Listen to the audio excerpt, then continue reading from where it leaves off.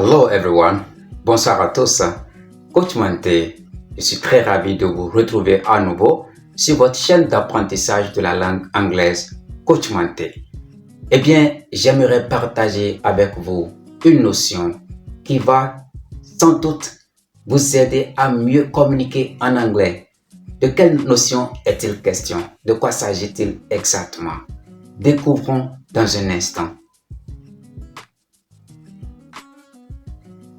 Alors, la notion que nous allons apprendre ici dans ce numéro, c'est exprimer en anglais la possibilité, ou si vous voulez, la probabilité qu'une action ait lieu, et également la permission. Alors, pour exprimer la possibilité qu'une action ait lieu en anglais, nous allons utiliser le modal verbe qu'on appelle may.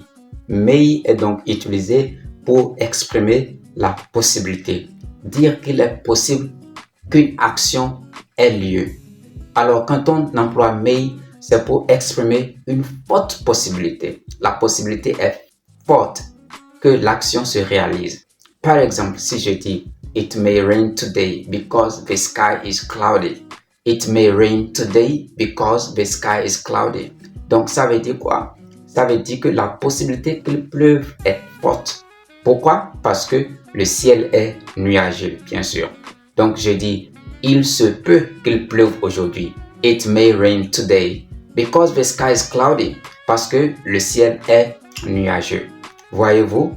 Par contre, si la possibilité est faible, la possibilité que l'action se réalise est faible, je vais employer might. Par exemple, je dis I might visit you tomorrow. I might visit you tomorrow. Quand je dis I might visit you tomorrow, ça veut dire il se pourrait que je te visite demain. Il se pourrait que je te visite demain. I might visit you tomorrow.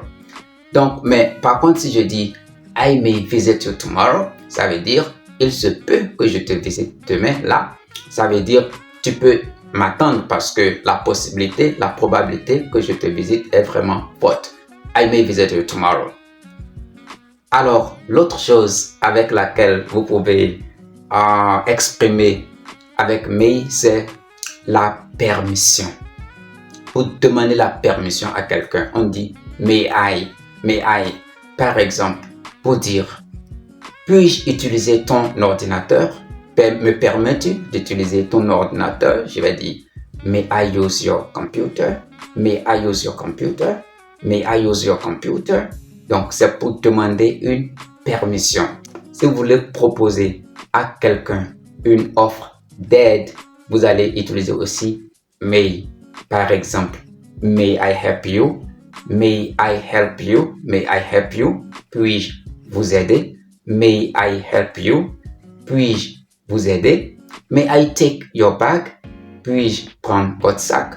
Donc, vous offrez une aide à quelqu'un. Vous offrez d'aider quelqu'un. Donc, vous pouvez également utiliser may. Donc, pour résumer, on utilise may pour exprimer une action dont la probabilité de réalisation est forte. Might pour exprimer une action dont la probabilité de réalisation est faible et incertaine. On va aussi utiliser may pour demander la permission. Et enfin, on va utiliser may pour faire une proposition d'offre d'aide. Donc, pour offrir de l'aide à quelqu'un, proposer qu'on offre de l'aide à quelqu'un, on peut donc utiliser may. Voilà, j'espère que la prochaine fois, vous saurez bien utiliser may pour communiquer en anglais. Merci de m'avoir suivi. Restez fidèles à cette chaîne et surtout n'oubliez pas, si vous voulez suivre un cours de conversation avec moi, prenez contact avec moi par WhatsApp, par le numéro qui s'affiche là sous l'écran. Et ensemble, nous allons définir les modalités. Merci à tous. Thank you for watching and stay healthy until I talk to you again. Bye for now.